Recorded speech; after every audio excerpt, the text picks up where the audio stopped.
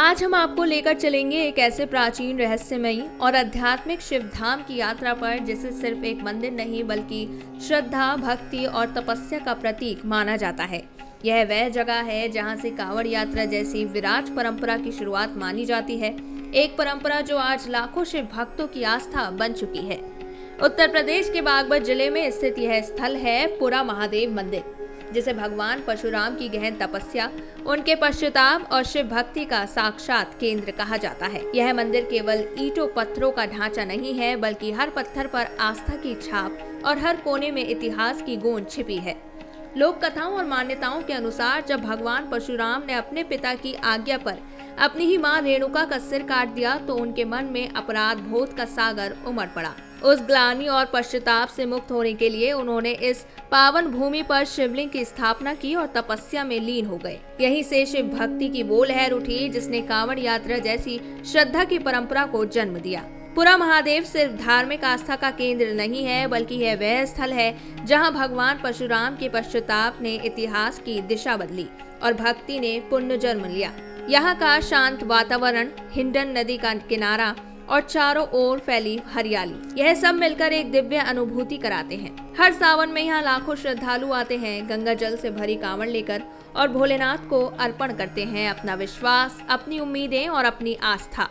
तो आइए इस आध्यात्मिक यात्रा में हमारे साथ चलें, जाने पुरा महादेव मंदिर की गहराई, उसकी कथा, उसका इतिहास और वो शक्ति जिसने इस स्थान को एक अमर तीर्थ बना दिया। कहते हैं जब भगवान परशुराम ने अपने पिता महर्षि जमदग्नि की आज्ञा का पालन करते हुए अपनी ही माता रेणुका का सिर काट दिया तो भले ही उन्होंने आज्ञा का पालन किया हो, लेकिन उनके मन में एक गहरा अपराध बोध जन्म ले चुका था। एक ओर पुत्र धर्म था तो दूसरी ओर मातृवध का कलंक। उनके हृदय में पश्चाताप की अग्नि धधक उठी। यही वो क्षण था जब भगवान परशुराम ने महसूस किया कि चाहे उन्होंने पिता की आज्ञा मानी हो, लेकिन उन्होंने एक माँ का वध किया है और इसके लिए उन्हें भगवान शिव से क्षमा मांगनी होगी। अपनी आत्मा को शुद्ध करने और इस पाप से मुक्ति पाने के लिए परशुराम ने भगवान शिव की शरण ली और उन्होंने अपना ध्यान केंद्रित किया उस स्थान पर जहां उन्हें शिव को प्रसन्न करने का मार्ग दिखा।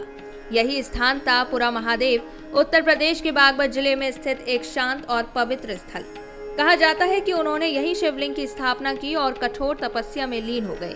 न दिन की सूझ थी, न रात की, बस एक ही उद्देश्य, अपने पाप का प्रायश्चित और भगवान शिव का आशीर्वाद। पुरा महादेव वही स्थान है जहां भगवान परशुराम की तपस्या ने साक्षात शिव को प्रसन्न कर दिया।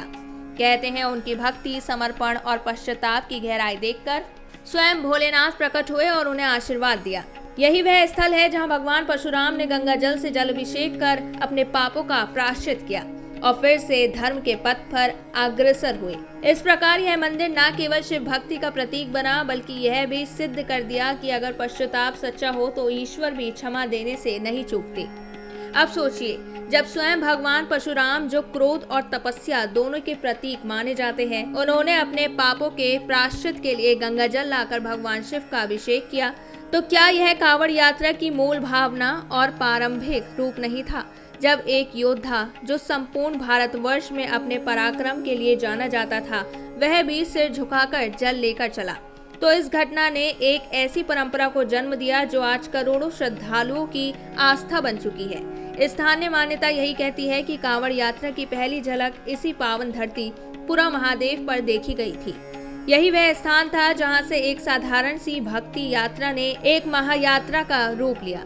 परशुराम द्वारा शिवलिंग पर गंगा जल चढ़ाना केवल एक अनुष्ठान नहीं था, वह एक संकेत था समर्पण का, पवित्रता का और शुद्ध आत्मा से प्रभु तक पहुंचने का। तभी तो आज भी जब सावन का महीना आता है, देश के कोने कोने से शिव भक्त हरिद्वार, गौमुख और गंगोत्री से पवित्र गंगा जल लेकर अपने गांव, शहरों और मंदिरों तक पैदल यात्रा करते हैं। इस परंपरा की नींव भगवान परशुराम ने श्रद्धा के जिस बीज से रखी थी, वो आज बट वृक्ष बन चुकी है। उनकी भक्ति ने एक दिशा दिखाई, एक ऐसा मार्ग जो तपस्या से गुजरता है, संकल्प में दृढ़ होता है और भगवान शिव के चरणों में समर्पण के साथ समाप्त होता है। आज भी जब सावन की शुरुआत होती है तो सड़कों पर, घाटों पर, मंदिरों में हर ओर नारंगी वस्त्रों में लिपटे कांवड़िए दिखाई देते हैं, जिनके चाल में परशुराम की दृढ़ता और भक्ति की आंच साफ झलकती है।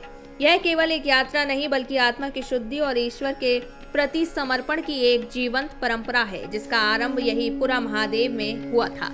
इस मंदिर की एक और रहस्यमयी और गहराई से जुड़ी हुई कथा है, जो भगवान परशुराम और राजा सहस्त्रार्जुन के बीच हुए ऐतिहासिक संघर्ष से संबंधित है। पौराणिक मान्यताओं के अनुसार एक समय राजा सहस्त्रार्जुन, जो अपनी शक्ति और ऐश्वर्य के लिए प्रसिद्ध थे, ने परशुराम की माता रेणुका का अपमान किया। यह अपमान सिर्फ एक स्त्री का नहीं, बल्कि एक साध्वी, एक तपस्विनी और एक माँ का अपमान था, जिसने भगवान परशुराम के क्रोध को भड़का दिया। परशुराम, जो स्वयं धर्म के रक्षक माने जाते हैं, इस अन्याय को सहन नहीं कर सके और उन्होंने न्याय के लिए कठोर निर्णय लिया। इस घटना के पश्चात भगवान परशुराम ने राजा सहस्त्रार्जुन और उसकी सेना का संहार किया, लेकिन इस न्यायप्रियता के पीछे भी उनके मन में अपराध बोध की गहरी लहर उठने लगी।